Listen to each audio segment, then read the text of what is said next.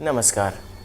Regulating one's habits like eating and sleeping is very helpful for a person in maintaining good health and peaceful mind. The World Health Organization mentions that most of the diseases in the world are due to irregularity in eating and sleeping habits. If one sleeps too much, one cannot perform meditation with a fresh mind. The mind tends to be drowsy.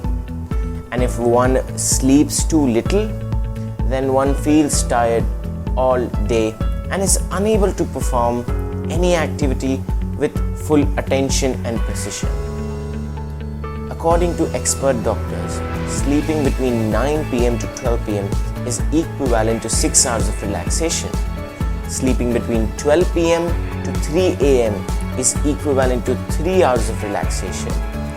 And sleeping between 3 am to 6 am is equivalent to 1.5 hours of relaxation for the body.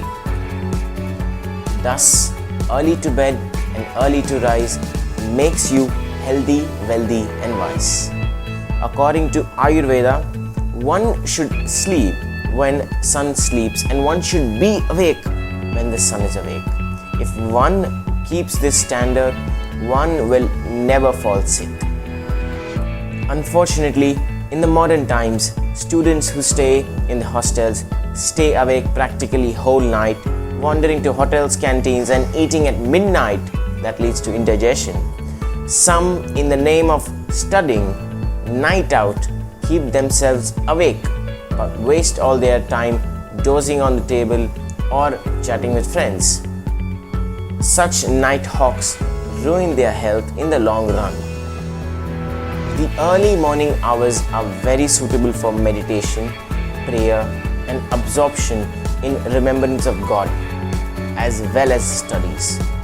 In those hours, the mind is fresh and absorbs input like a blotting paper absorbing ink.